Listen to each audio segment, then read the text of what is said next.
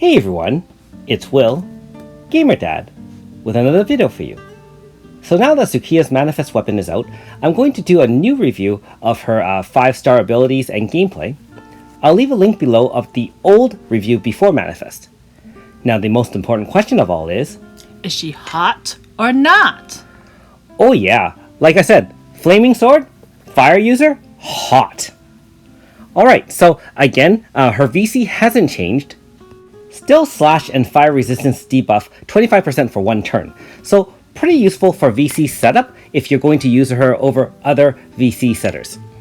Okay, so the three moves we're still going with are Howling Surge, which you can see is still awesome, 30% self-damage, and physical resistance negative 50% to all enemies for 3 turns. So again, very awesome against bosses. You can even sub her in against bosses even of the off type. So she doesn't have to be on a fire team. She can be on a wind team, like you've seen me in previous battles, on even earth teams, so on and so forth. Anything with physical damage, very, very useful.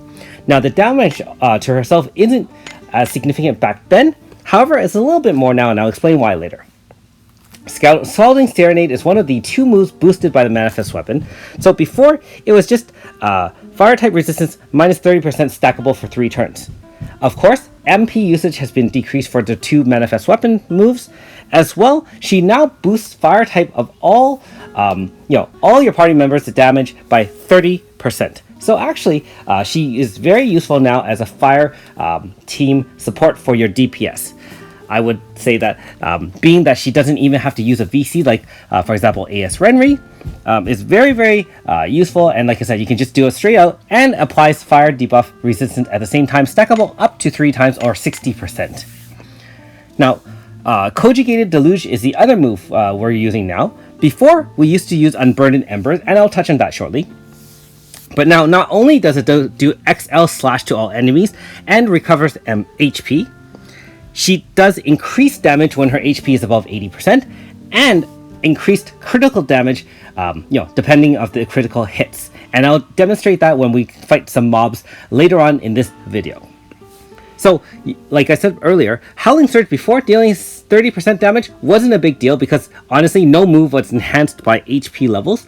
But now that Cojugated Deluge has that HP boost for damage if she's at near full HP, you have to be very careful on how you set up. Now, you do gain back all your HP in the first time, so it's not so big a deal if you're starting off the AF with that Howling Surge, and then you suck back the life on the first hit of Cojugated Deluge, and then by the second time, you're getting that multiplier of damage. Okay, so we'll go a little bit different now. We'll go with the Grasta first, which you've probably seen in previous videos. Again, too lazy to switch up 20, 20, 30 so far. And here's her 5-star board, Scalding Serenade, and of course Kojigated Deluge as her 5-star moves. Again, she is still in Eastern region, and she does use the katana. So, let's take her out on the spin. Now, if you haven't already, make sure you like and subscribe to my channel. I really appreciate it. Also, I do have a Patreon account for those who want to support me this way. So, we're going to fight some enemies weak to fire to show the difference in power. Now, check this out. We're going to do the Kojic Deluge, and you can see the damage. So, 400k damage and about 50k damage to regular enemies. So, just from testing, what I found is that when she's at full HP, she essentially does 50% more damage than she would if she was less than 80%. And with the crit damage is essentially, instead of ×2 for critical, is ×4. So it's twice doubled on the double. Remember, the critical damage essentially doubles the existing damage of a hit.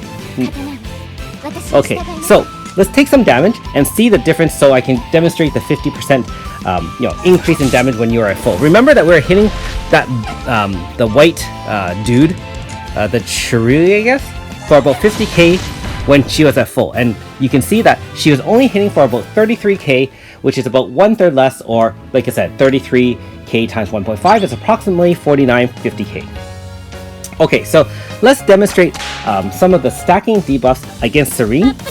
Now remember that we're using Serene because she does keep all of her debuffs on, and she does have an HP stopper, so we can hit her over and over again without mercy. So I find she's very useful to demonstrate fire and wind teams since she's weak to both.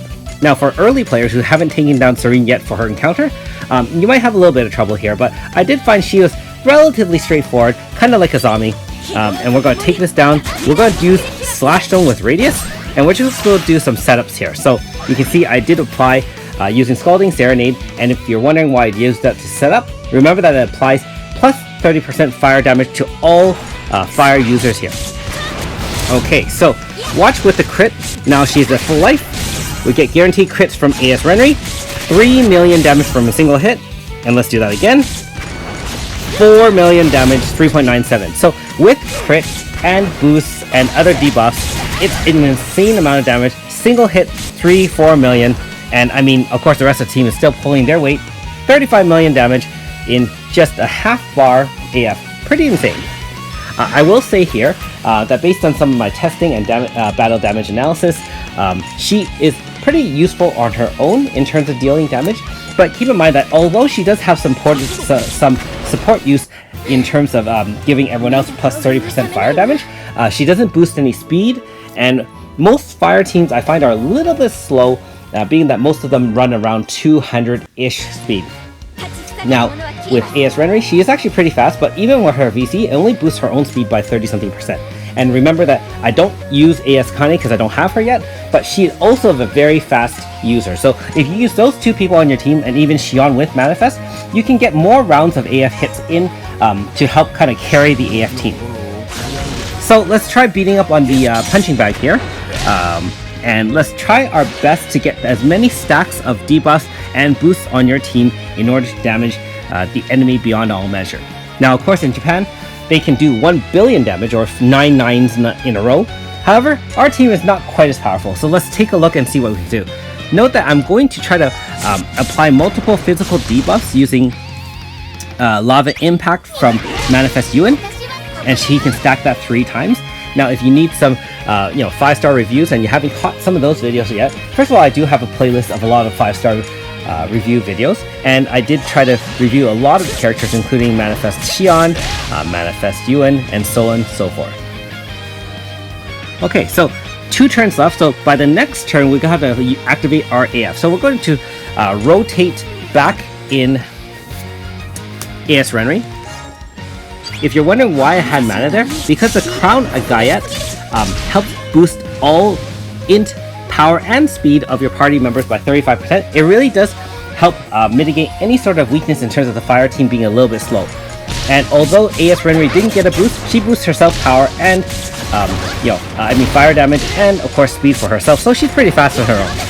And you can see that, remember that she can really carry the team because she only needs 1 turn to set up the crit damage, and then essentially she helps everyone crit for 3 turns. So 2.56 damage.